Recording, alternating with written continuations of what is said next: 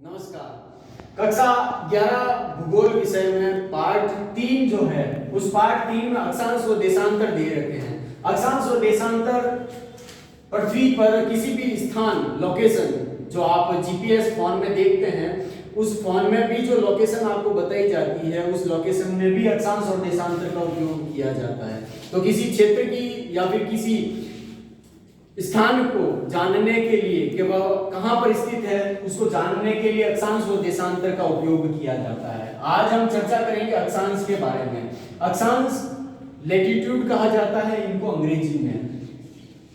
जो अर्थ है उस अर्थ पर ये सभी पूर्व से पश्चिम दिशा में खींची हुई होती है और ये काल्पनिक होती है, इस बात को आप ध्यान रखें।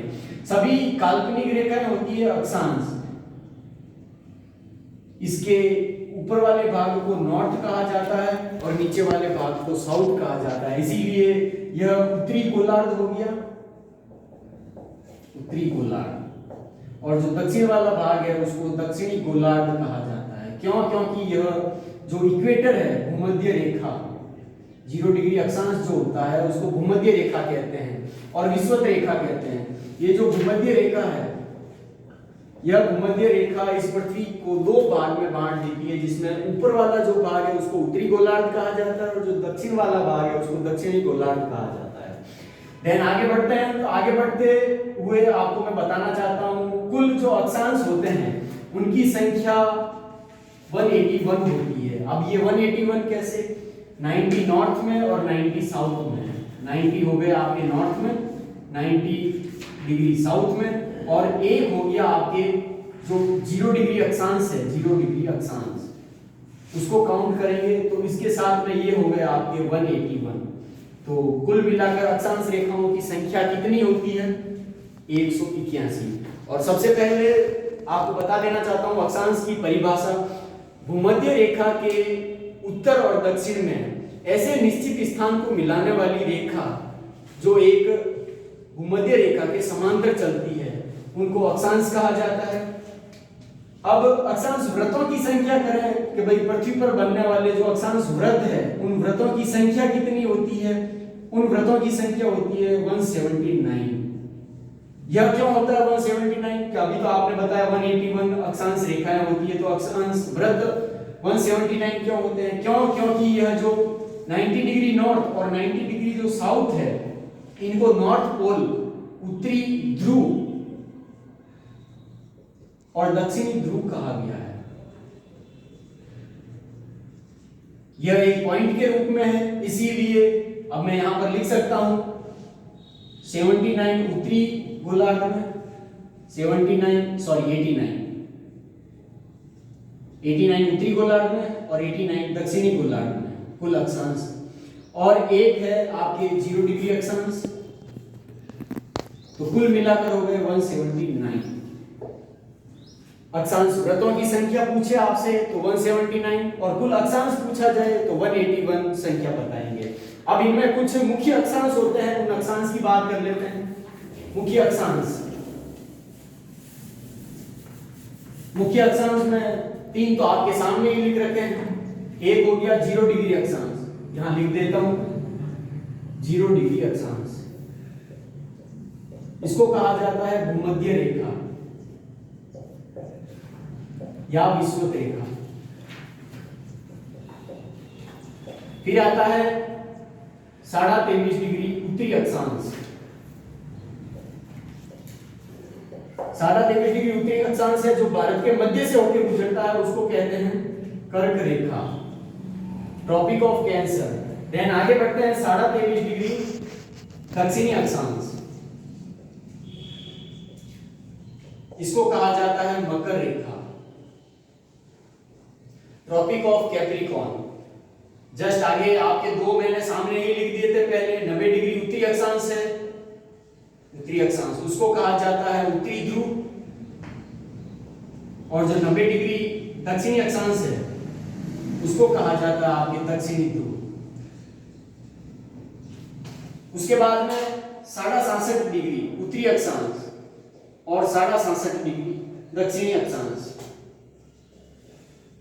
इन दोनों अक्षांशों को अलग अलग नाम से जाना जाता है। उत्तरी अक्षांश है उसको आर्कटिक व्रत कहा जाता है, आर्कटिक व्रत, और जो दक्षिण अक्षांश है उसको कहा जाता है अंटार्कटिक व्रत। ये दोनों अयनवर्ती भाग है, अयनवर्ती,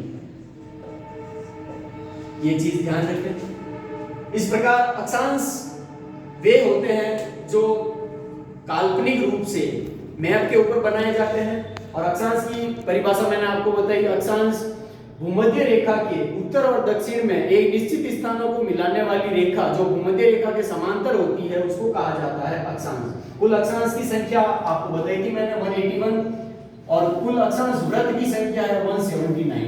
अब इनका रेशियो भी मैंने अलग अलग बता दिया था, किस प्रकार से 181 होते हैं और किस प्रकार से 179 होते हैं, और मुख्य अक्षांश ये इस प्रकार से दिए हुए हैं।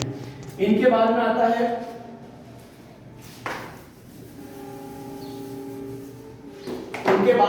कटिबंध। कटिबंध ये जो भूमध्य रेखा है और अक्षांशों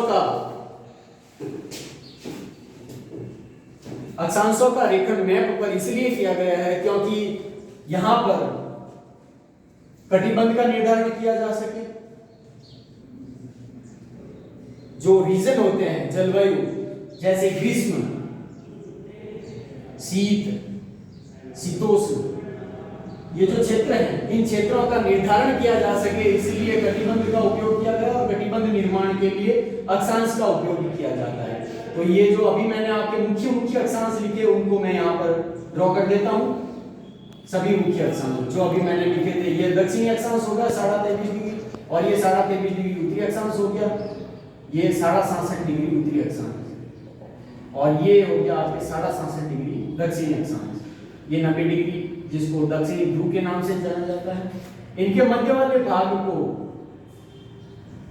जैसे ये 23.5 डिग्री दक्षिणी अक्षांश, कर्क रेखा और मकर रेखा के मध्य वाले भाग को कहा जाता है ग्रीष्म कटिबंध या फिर उष्ण कटिबंध। नाम याद रखना, उष्ण कटिबंध भाग कौन सा आता है? मकर रेखा और कर्क रेखा के मध्य वाले भाग को कहा जाता है उष्ण कटिबंध। फिर आता है ये वाला भाग, दोनों गोलार्धों में 23.5 डिग्री उत्तरी अक्षांश से लेकर 66.5 डिग्री उत्तरी अक्षांश और दक्षिणी अक्षांशों के मध्य वाले भाग को शीतोष्ण कटिबंध कहा जाता है। शीतोष्ण कटिबंध, शीतोष्ण कटिबंध नाम याद रखें। फिर आता है शीत कटिबंध, जहां वर्ष भर शीत ऋतु रहती है। ये वाले भाग जो 66.5 डिग्री अक्षांश से लेकर 90 डिग्री अक्षांशों के मध्य पाए जाते हैं, इनको कहा जाता है शीत कटिबंध, शीत कटिबंध। तो इस प्रकार से 3 कटिबंध होते हैं उत्तरी गोलार्ध में और दक्षिणी गोलार्ध में मिलाकर, कुल मिलाकर यह 5 कटिबंध होते हैं। उत्तरी गोलार्ध में इसको शीतोष्ण उत्तरी कटिबंधीय कहा जाता है, दक्षिणी शीतोष्ण कटिबंध कहा जाता है, और दक्षिणी शीत कटिबंध और उत्तरी शीत कटिबंध, और बीच वाला भाग जो कर्क रेखा और मकर रेखा के मध्य वाला भाग है उसको कहा जाता है आपके उष्ण कटिबंधीय वाला भाग। Thank you.